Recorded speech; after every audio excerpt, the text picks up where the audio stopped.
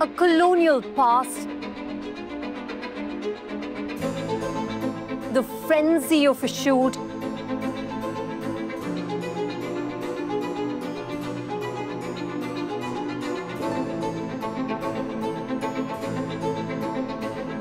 and a mission to rewrite history.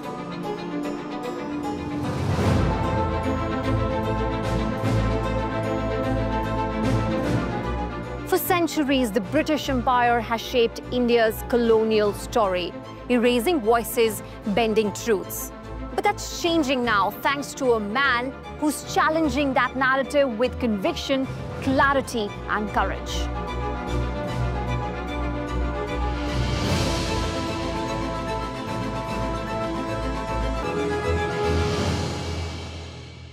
India's share of the world economy when Britain arrived... May 2015, a speech echoes through Oxford halls.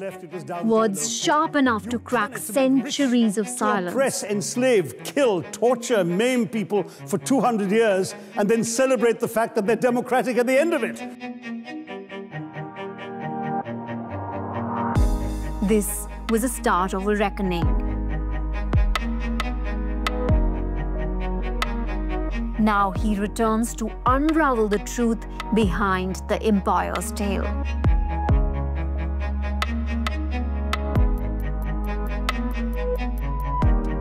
Hello, Dr Shashi Tharoor. Hi, nice to see you, Ranjan. Nice to see you too. Are you ready to roll? I'm ready to roll. 3, 2, 1, action!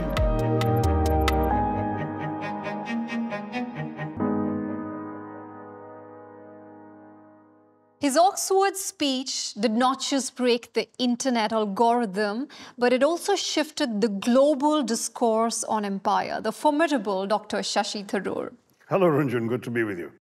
American presenter Tucker Carlson, he claimed on Fox News that when British pulled out of India, they left behind an entire civilization. He asks why, even after 75 odd years of independence, we couldn't produce a single building which is as beautiful as the Chhatrapati Shivaji terminus that the British had constructed. Oh, God, what a fatuous comment. I mean, first of all, the British came to an established civilization, far more civilized than their poor, benighted little island when they left it.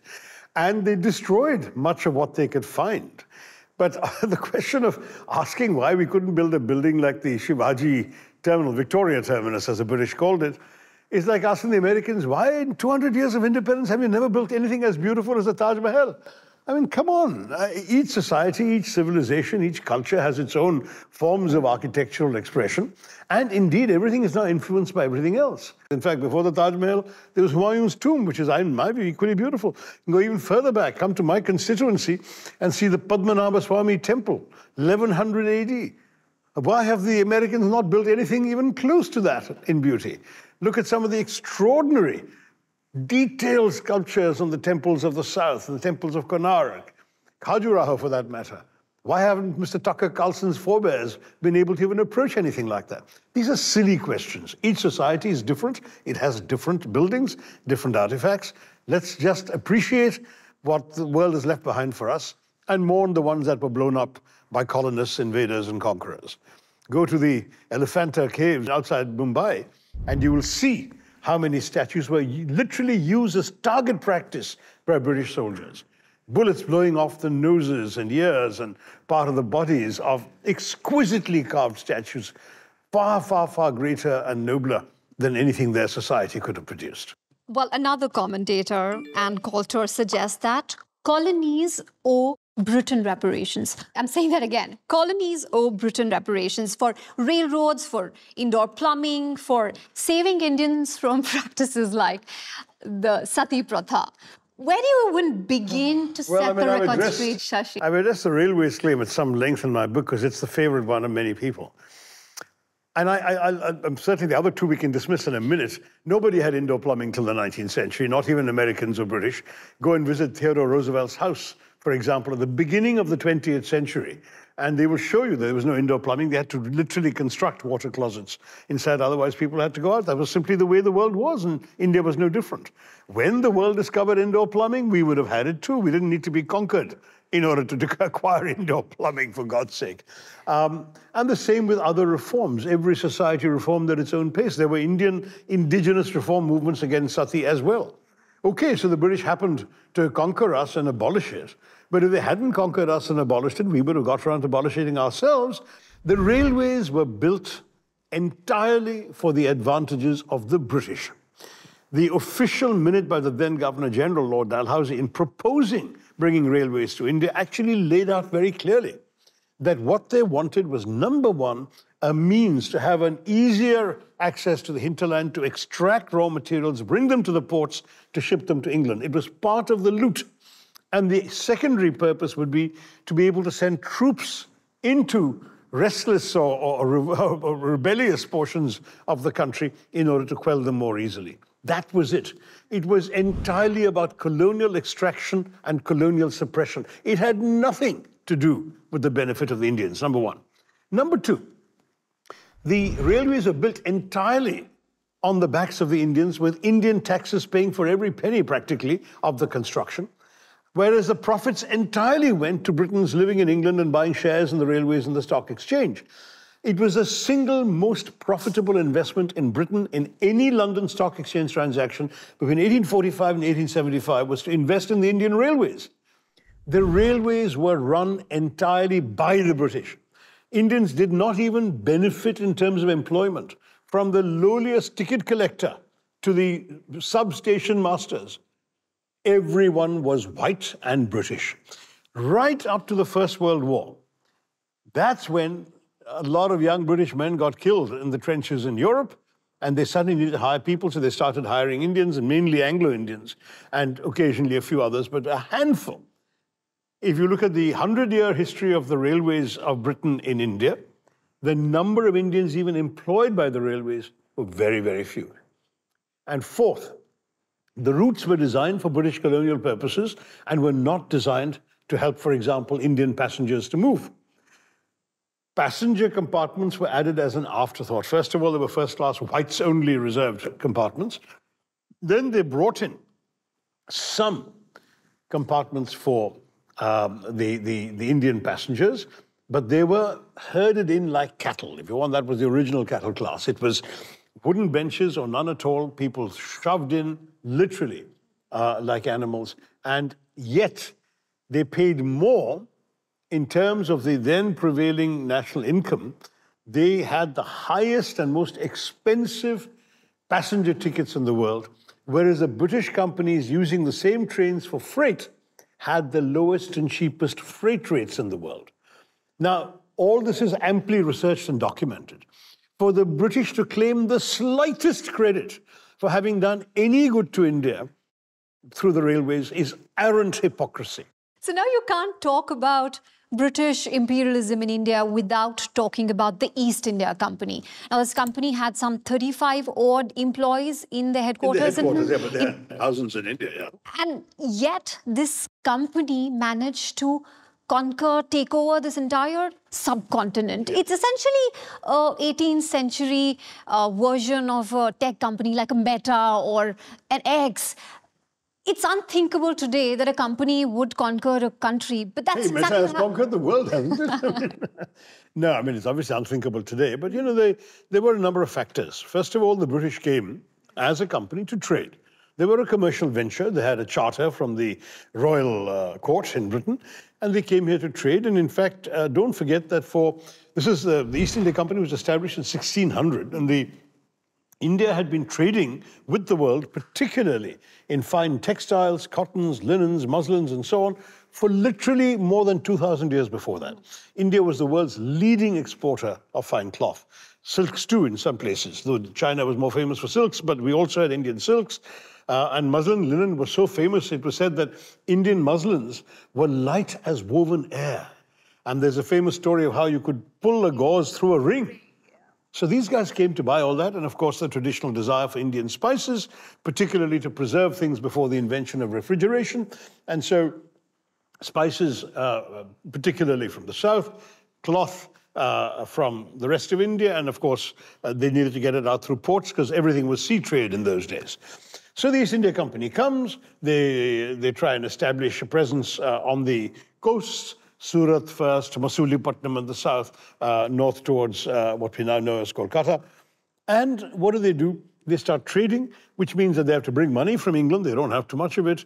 Purchase goods in India, which they then took back to England and sold for 4 or 5 times the price they'd paid. That's how they made money, and that's how the company had begun to prosper. Through most of the 17th century, that's all the East India Company was, and if that was all the story was, we wouldn't have minded. But 2 things happened in parallel. First, they became richer. And by the way, though there were only 35 people at headquarters, they had their tentacles right across the British establishment. Something like 16% of British MPs in one particular year that I checked the figure were all shareholders in the East India Company, and I'm sure the figure was higher at different periods of the company's history.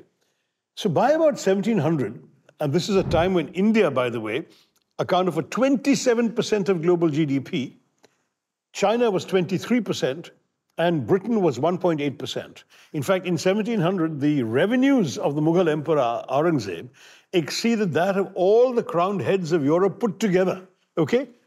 Then they started establishing more significant presences near the ports. Why? Partially because the Indian rulers were so complacent that they didn't see any danger in this. So they would give them land. You know, they used to call them factories, but they were not factories in the sense of manufacturing anything. They were, the traders of the East India Company, for some reason, were called factors. And so a factory was where they stayed and worked. So you started building factories near the ports, and little European settlements started growing up and all these, which then they sent armed people to fortify and everything else. And what happened was, in parallel, there was a massive decline of Indian political authority. After Aurangzeb, steady decline in the control by the Mughal Empire of their far-flung territories and provinces. And so increasingly, the people they had appointed as kind of provincial governors became rulers on their own. The Nizam of Hyderabad started off as an appointee of the Mughal Emperor. The Nawab of Bengal started off as an appointee of the Mughal Emperor. These guys all then became Rajas, Maharajas, kings and conquerors in their own steam. And they started developing quarrels amongst themselves. So in this fractious atmosphere, you also had the rise of the Marathas, who had been in revolt against the Mughals going back to the mid-16th century under Shivaji. One of the first things they did was to get themselves a firman from the Mughal emperor, who couldn't be bothered to go and collect revenue in a far-flung province like Bengal, to collect the revenue for him. Now, what did the British do with that? They collected more revenue, far more revenue than they were supposed to, by raising rates, by extorting, by beating and torturing people who couldn't pay. And then they said, isn't it so much better, instead of trading with these Indians, to trade at the point of a gun? So they had the guns, they had the control, and they basically used the revenues that they were making from the Indians. So they're coming to you, taking your money at gunpoint, and then giving you your money to buy what you have to sell at a rate lower than you wanted to sell it for. It was a mafia operation, Runjun. You just cannot imagine the cynical way in which colonialism, the East India Company, converted itself from a relatively innocent trading company into an extortion racket. And that's what it became. Historians have debated over it. Reddit threads have spiraled over it. The viral $45 trillion figure. Is that an accurate figure, Shashi? 45 trillion pounds is what Professor Ursa Patnaik calculated. And then somebody else more recently, I think just a couple of years ago, came up with $64 billion. The 45 billion pounds was a figure she calculated, if I remember correctly, from roughly 1750 to 1900. So there was also more extraction thereafter in the 20th century. Now, I don't know, I'm not an econometrician, I'm not a scholar of numbers, but I will say 2 or 3 things. Number one, there was absolutely no doubt that there was money being extracted on an annual basis because the British East India Company actually meticulously kept accounts of the money they were repatriating back to their shareholders in London. So you know how much physical money went. Second, you know how little of it was invested back in India because they constructed practically nothing. And there was no famine relief, for example, right well into the late 19th century. Third, you also know that there were incalculable losses from, for example, the payment of unfair prices. So if I used to buy your muslin, for argument's sake, for £10, and now pointing a gun at you, I'm buying your muslin for £1, is there not a loss of £9 there? You could calculate that. Similarly, when I extract cotton from India, which you are no longer able to weave and make into cloth, ship it to England, run it through my mills and factories, and sell it back to you for a profit, how do you calculate the loss of that? I remember saying in my Oxford speech, first of all, that the putting of a monetary price on the damage done is wrong because the money only begins to capture a small portion of it. Secondly, how do you calculate the loss of human life? Third, how do you calculate the loss of lives in things like massacres? 150,000 men, women, and children butchered in Delhi after the revolt of 1857. You're going to put a price on their lives? And then finally, any amount of money you come up with as a figure, any credible figure, and 45 is probably more credible than others, any credible figure is not payable. And any payable figure is not credible. And finally, the one simplest thing for them to do, and I demanded this when my book came out and I was touring England on my book, I said, the one thing you folks have never done is just say sorry. Apologize for the wrongs that you have done. And I said there's a great occasion coming up, the centenary of the Jallianwala Bagh massacre, one of the most shameless atrocities in the history of a regime riddled with evil and killing, was the Jallianwala Bagh massacre. I was speaking in 2017. I said, April 13, 2019, perfect opportunity. One of you should have. I even partly joked that, okay, if you think that a politician like a prime minister would be unwilling to do that, yet a member of the royal family, because everything was done in the name of the crown. And I half jokingly said, send Meghan Markle over to apologize. We don't mind, it's the apology that matters. But anyway, Meghan Markle's no longer in the royal family, and the British Prime Minister finally spoke in the House of Commons on that day, the centenary of the massacre, and gave a very mealy-mouthed expression of regret for the events of that day. I mean, if Hitler had said, I regret the events that took place in Auschwitz, I mean, would anybody have considered that an apology? I'm sorry, I don't. Now, Shashi, since through this conversation we're trying to get into the colonial mindset, it would be hard not to mention Mr. Churchill. Now, he has said an awful lot of bad things about Indians. He's gone on to say that Indians are beastly people with a beastly religion. Do you think it was just old school racism, or was it more than that? Was it a strategic plan to impose domination? The man was an out-and-out racist. About that, there is no doubt. He was a vile, vile character. I mean, I've often had quarrels with English people who revere him as some sort of fighter for freedom and democracy. I said, this is a Democrat?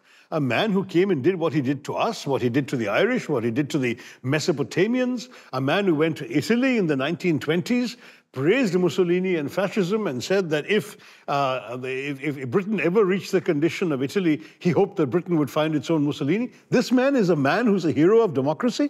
I find it pathetic, hypocritical, and dishonest on the part of the Brits to exalt this evil figure who, to my mind, stands amongst the worst oppressors and tyrants of the 20th century.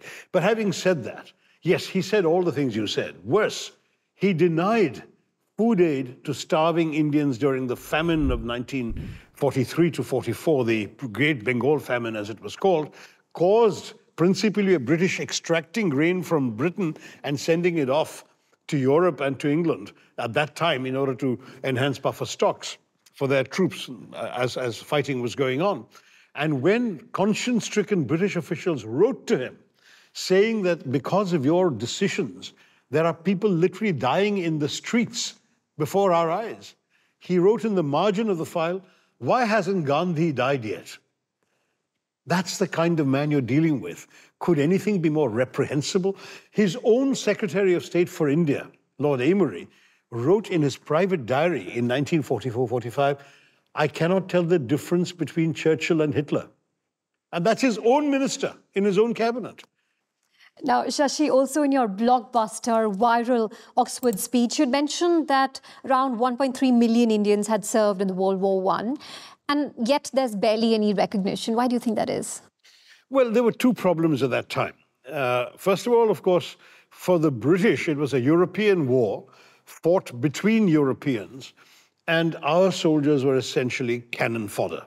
So they had no desire to recognize the sacrifices, even though the honest truth is that at the very beginning of the war, they were so unprepared that they had to divert a ship that was sailing to Cairo with Indian soldiers with cotton uniforms for the heat of North Africa and Egypt, to France and to Belgium in order to stop the German advances. The first few battles of the First World War were all fought by Indian soldiers.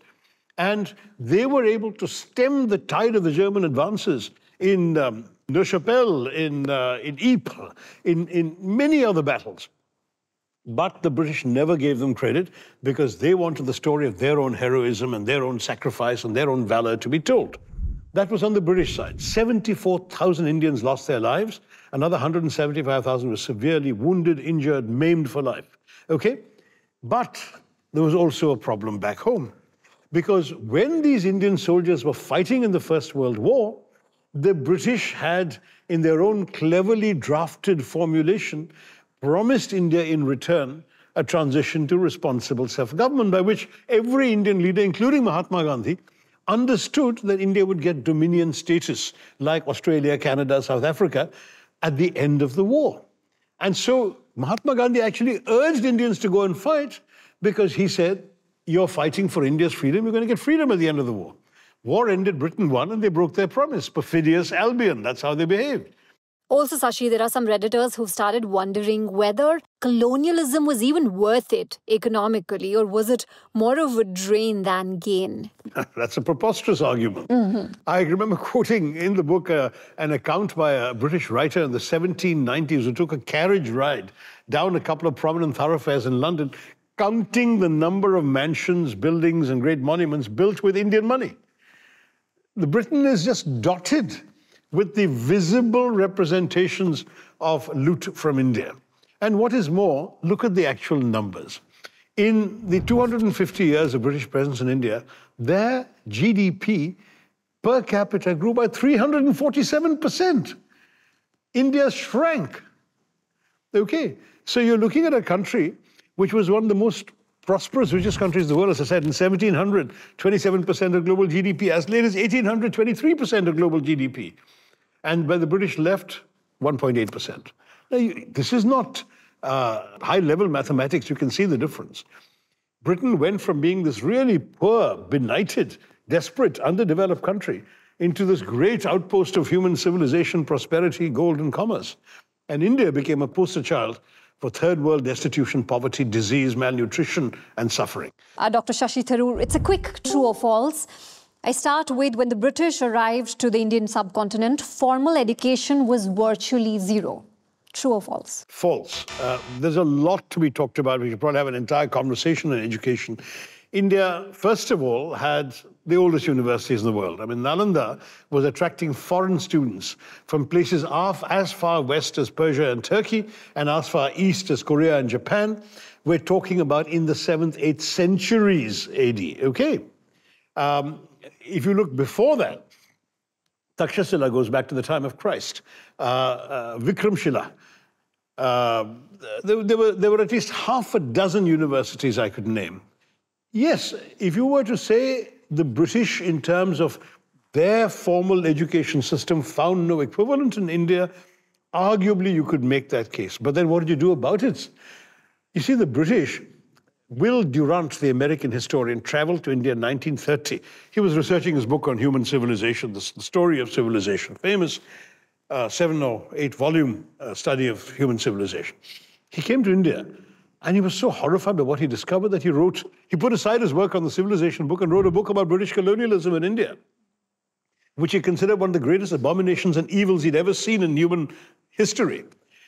And he mentioned that the entire educational budget of the British in India in 1930, at every level of instruction put together, was less than New York State was spending on high school education at that very year.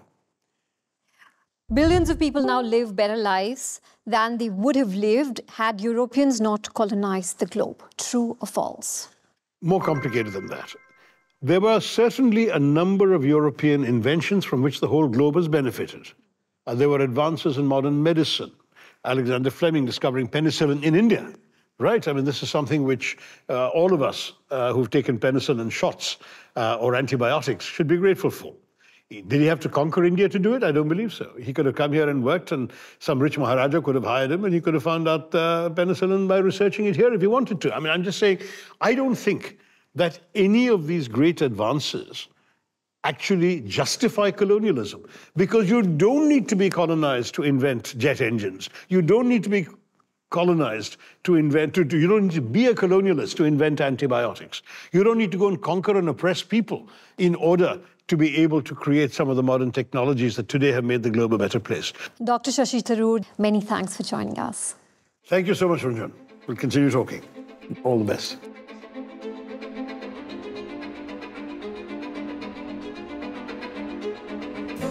We've only begun to peel back the layers. The British didn't just rule. They looted, erased, and rewrote our story for centuries. The truth is waiting to be told. Remember, history belongs to those who rise to tell it.